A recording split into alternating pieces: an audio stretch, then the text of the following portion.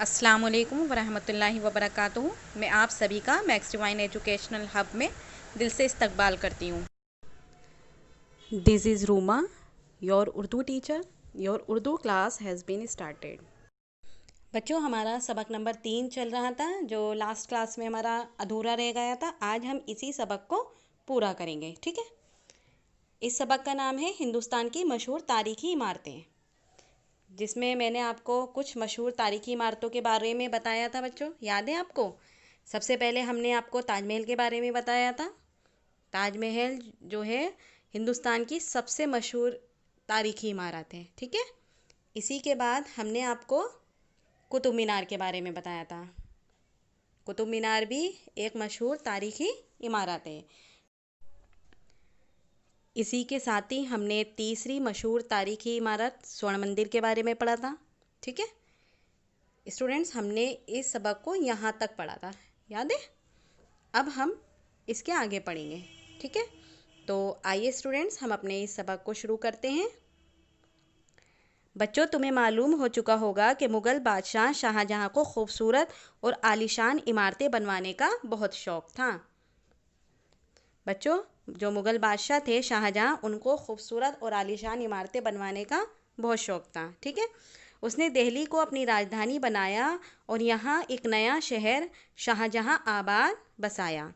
इसी शहर में जमुना नदी के किनारे उसने एक आलीशान किला बनवाया। बच्चों, जमुना नदी के किनारे क्या बनवाया था? एक आलीशान किला बनवाया। इस किले की तामीर में लाल सुर्ख पत्थर का इस्तेमाल किया गया। ये जो किला था बच्चों, उस किले की तामीर में इन्होंने लाल रंग के पत्थर का इस्तेमाल कराया था। इसी किले को लाल किला कहा जाता है। लाल किले की दो इमारतें बहुत मशहूर है। नंबर 1 दीवाने आम और नंबर 2 दीवाने ख़ास। दो मशहूर इमारतें हैं बच्चों लाल किले में, जो सबसे ज़्यादा मशहूर हैं। नंबर 1 है दीवाने आम और नंबर 2 है दीवाने ख़ास। दीवाने आम में बादशाह शाहजहां दरबार लगाते थे और रियाया के मसाइल सुना करते थे। दीवाने आम में बादशाह शाहजहां क्या करते थे? दरबार लगाते थे और रियाया यानी प्रजा के लोगों के मसाइल यानी प्रॉब्लम्स को सुना करते थे, ठीक है। दीवाने ख़ास में बादशाह अमीरों और वज़ीरों से सलाह व मशवरा करते थे। लाल किले में संगमरमर से बनी हुई एक खूबसूरत मस्जिद भी है। बच्चों, लाल किले के अंदर एक संगमरमर से बनी हुई खूबसूरत मस्जिद भी है। उसे मोती मस्जिद कहते हैं। क्या कहते हैं उसको? मोती मस्जिद।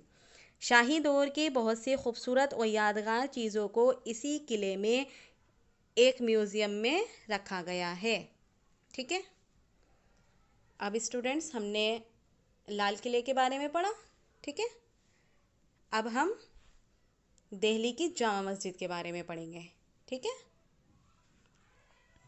दिल्ली की जामा मस्जिद भी शाहजहां ने तामीर कराई थी। बच्चों, दिल्ली की जो जामा मस्जिद थी वो भी शाहजहां ने ही बनवाई थी। ये मस्जिद लाल किले के सामने एक ऊंची सी पहाड़ी पर बनाई गई है। इस मस्जिद में दाखिल होने के 3 दरवाजे हैं। बच्चों, इस मस्जिद में एंट्री करने के लिए कितने दरवाजे हैं? 3। बहुत सी सीढ़ियाँ चढ़कर ऊपर जाना पड़ता है।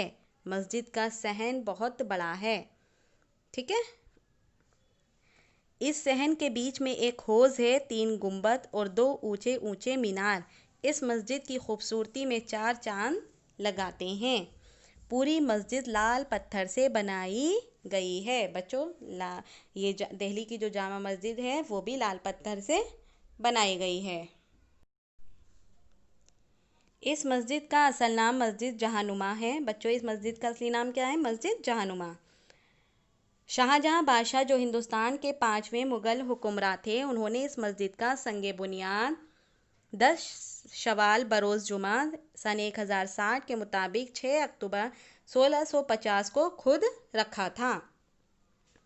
दुनिया भर के माहिरीन तामीरात, बेहतरीन नक्काश, संगे तराश, इंजीनियर्स और ख़त्तातों के अलावा 6000 मज़दूरों ने 6 साल तक इस आलीशान मस्जिद की तामीर में हिस्सा लिया। बच्चों, 6000 मज़दूरों ने इसमें 6 साल तक इस मस्जिद की तामीर में हिस्सा लिया था, ठीक है। ये जामा मस्जिद 1656 में बनकर तैयार हुई।